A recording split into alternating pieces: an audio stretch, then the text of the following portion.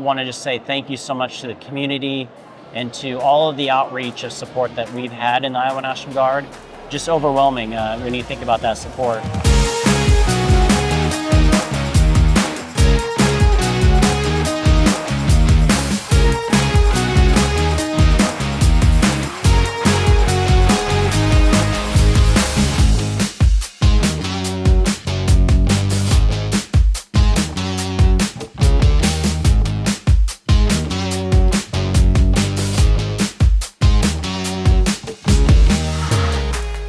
Hi, I'm Carlene Hall. And I'm Darlene McMartin.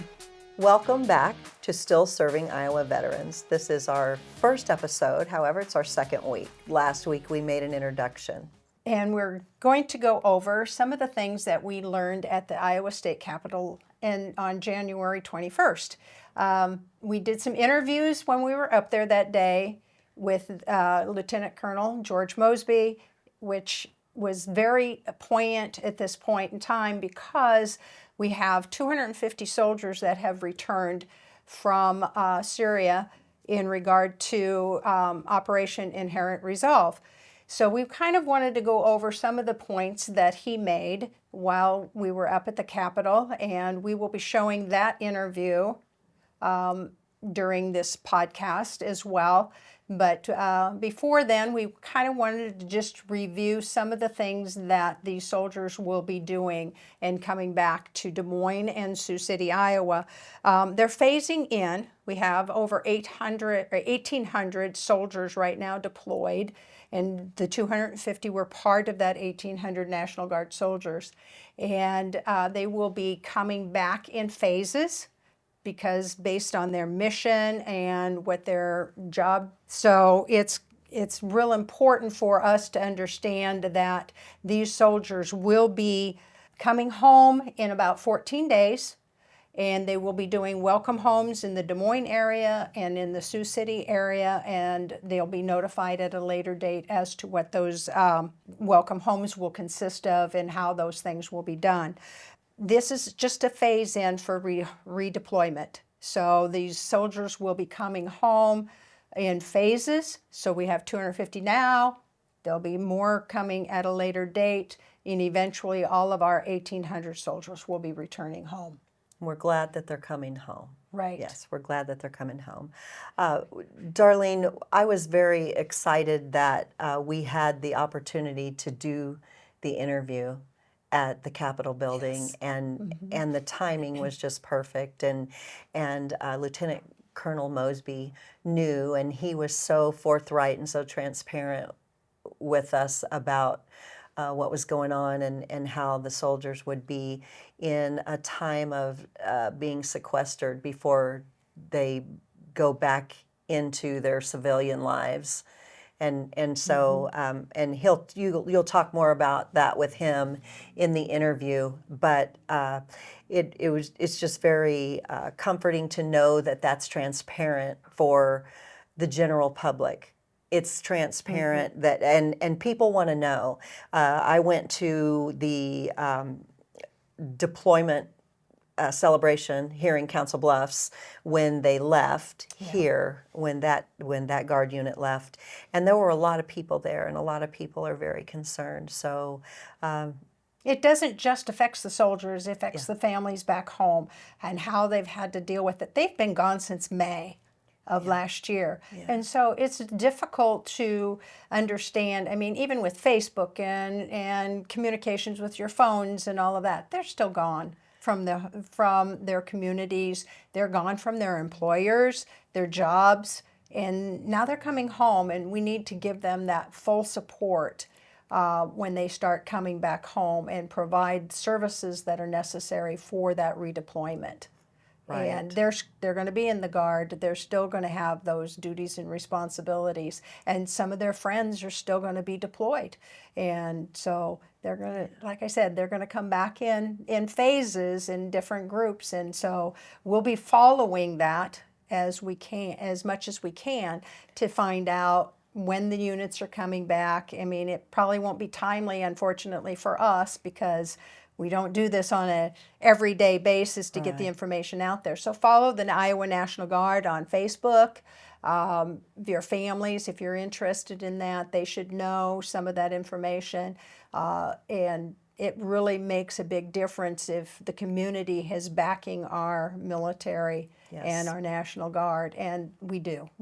Iowa's always been at the forefront of providing services to the military, and they will continue to do so from they've been there since World War I and on up, and we're very proud of our military history in regard to the National Guard. Yes, Yeah. yes. Gotta love Iowa. Yeah, and so a lot of details will come forthcoming, like I said, with the welcome home ceremonies for these soldiers, and hopefully within the next 14 days, which was from last weekend when they returned home. So the 1st of February is when they started coming, and they came back home. So they expect everyone to be home within about 14 days? Maybe Valentine's Day Maybe would Valentine's be an Day. awesome thing for a lot of several, for some of the families and stuff. So Well, we'd like to take this opportunity right now to thank Iowa Veterans Foundation for sponsoring this show. The Iowa Veterans Foundation has stepped up and made it possible for us to bring this information to you. So we're thankful for that, and stay tuned right now to watch that interview with Lieutenant Colonel George Mosby.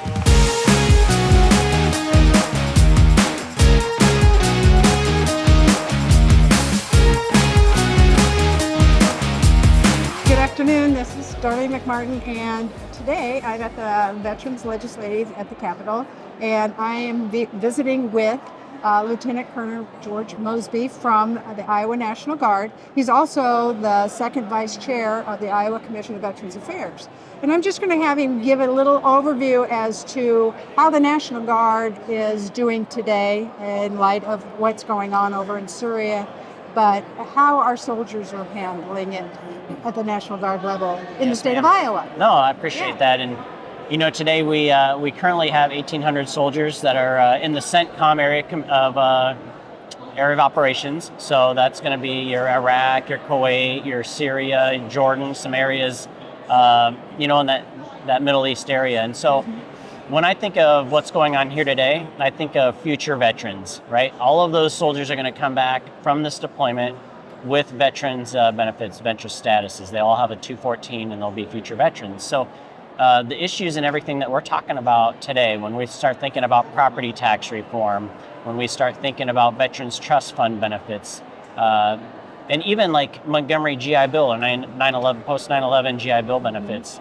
those soldiers are going to come back and have that available for them. And so it's very important for us to be here to talk with our legislators to promote these benefits, to help make them better, for our soldiers who are coming back. Now, recently, we did suffer a loss. We had 2 soldiers killed in action on December 13th. And we had 3 other soldiers who were wounded, right? And so we have put our fallen to rest, and want to just say thank you so much to the community and to all of the outreach of support that we've had in the Iowa National Guard, of people who just want to come together as a military community and family to really support us through that. And it just overwhelming when you think about that support. But also, like, our wounded soldiers. So we are 2 wounded that were at Walter Reed are now getting moved to a lower level of care. They're doing very well and recovering. So, so blessed that to see that. And we had, at that time, we had the Injured Grant Program through the state of Iowa. That's right. That helped support the family so they could get out to Walter Reed to see their injured soldier and have that support system right there when they came back. That's been incredible. That is a great legislative process that they were there within a day. Yes, money was available through the Injured Grant Program that's administered by the Iowa Department of Veterans Affairs, and we couldn't have shown the proof that it was necessary at that point in time. Yes, ma'am. And the Iowa Department of Veterans Affairs did really well, and the expedited processing of those grants, and those families are getting the $2,500 every 30 days as they need it, as they go and support their veterans. And you think about this too, it's where when you think about the recovery process and just trying to get better, you can do that individually, but it's only better when your family's there, helping you through every step of the way, right? Being there, supporting you, loving on you, and helping you get better, right? And so now, one of the things I will share that's really encouraging that I've seen in some of the meetings that I've been in with the Iowa National Guard is that we're thinking about post-deployment support and services. So like you think of that unit that was attacked, right, out of the cab, the 113 cab. And so what are some of the benefits and some of the support resources that are available for them when they get home, right? They've been, the chaplains and things, one another, they're helping each other. But what we want to do is prevent any negative things from occurring once they get back on ground. So what are some of those resources that we can find and use to help the survivors, really those soldiers who have experienced the loss of their battle buddies? The VA hospital needs to be Yes. there. Mental health services. Absolutely. County veteran service officers need to be there to help them file the claims. Yes. They need all of those support mechanisms in place.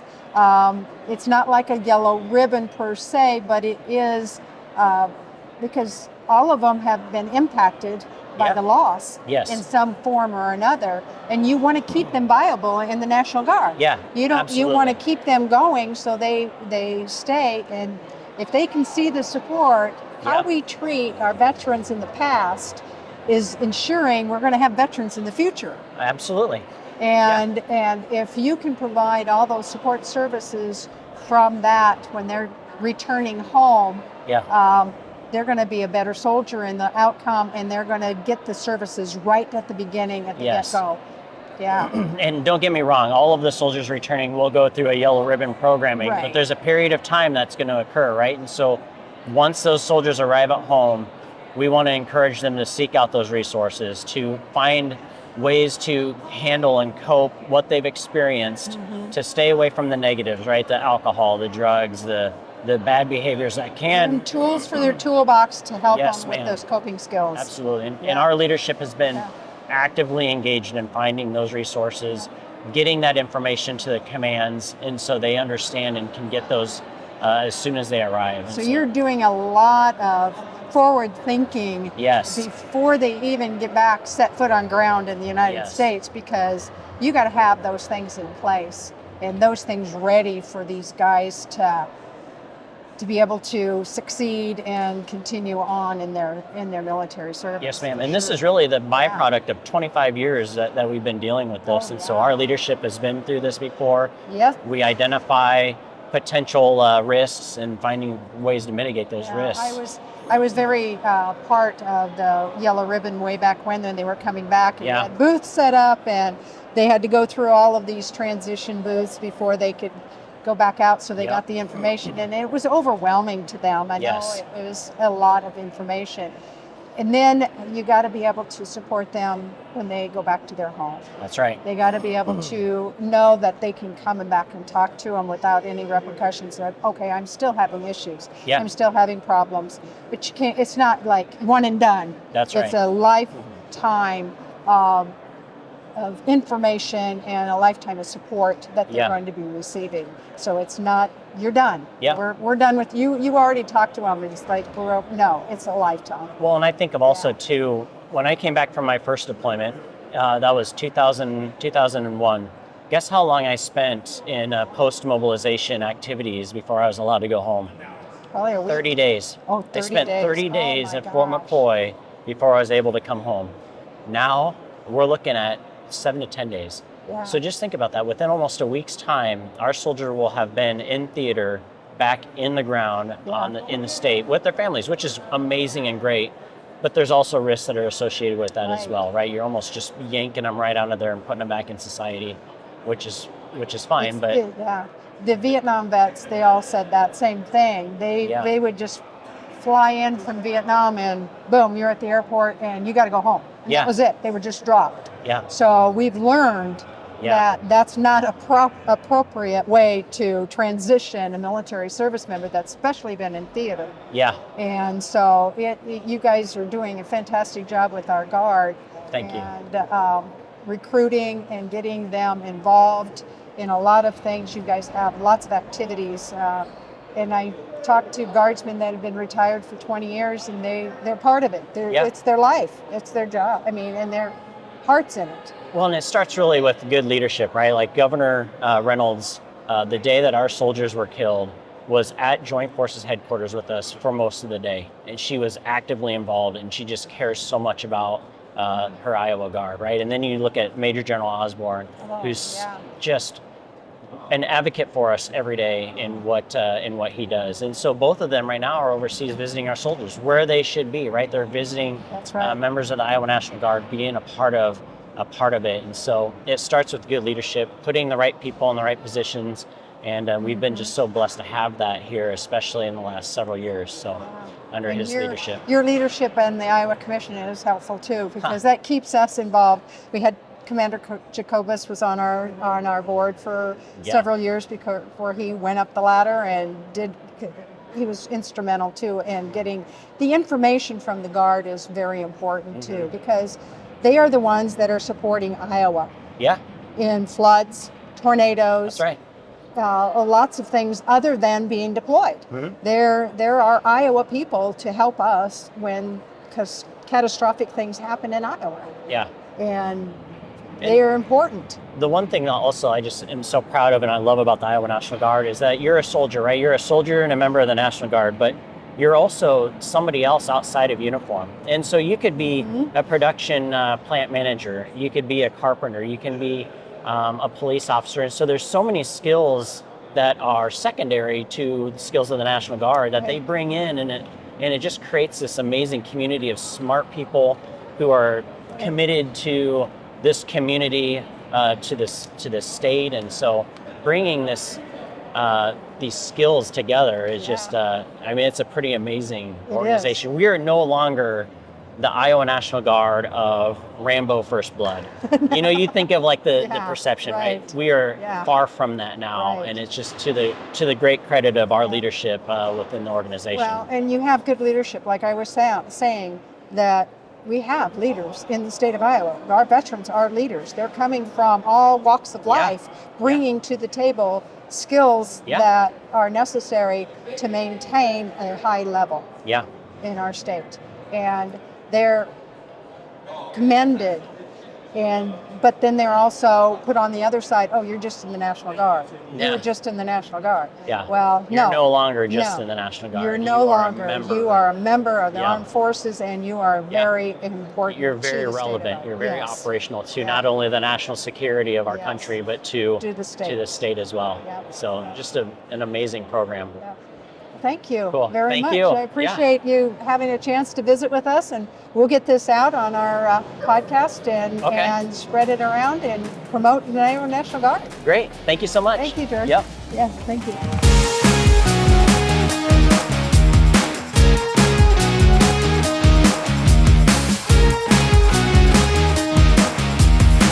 Welcome back. That was a wonderful interview that I had the pleasure of being a part of with Lieutenant Colonel George Mosby. He is eloquent in his commitment to the Iowa National Guard. He supports them, they support him. We have all of that commitment, and George did an excellent job of relaying as to what the Iowa National Guard can provide to the state of Iowa. He mentioned in there, Jackie Schmelin, right? Correct. She is the Director of Public Affairs. And for anybody who has more questions or concerns, needs more information about operations, training, or activities of the Iowa Army and Air National Guard, please give her a call at 515-252-4590. And she also publishes her cell phone. So it's 515-971-6385. We would also like to take this time to thank our new sponsor, Full Metal Junket. Our friend Drake Roller from Carson, Iowa, is Iowa's elite junk removal service. And we're so proud to invite Full Metal Junket on as a sponsor. So he can be reached at 712-435-2780. Thank you, Drake. Thank you for joining us today. The next series of we're going to continue talking about the Iowa National Guard and what we can do as a community to help support them, some referrals and some resources for the families and the Iowa National Guard members. So that's what we'll be doing over the next few weeks until a lot of our soldiers come back. But we'll be introducing other segments into the community, maybe the Family Reserve Support and Garden Reserves, some organizations that also support the National Guard. So thank you very much for listening to us today, and we will be waiting to visit with you again Next week.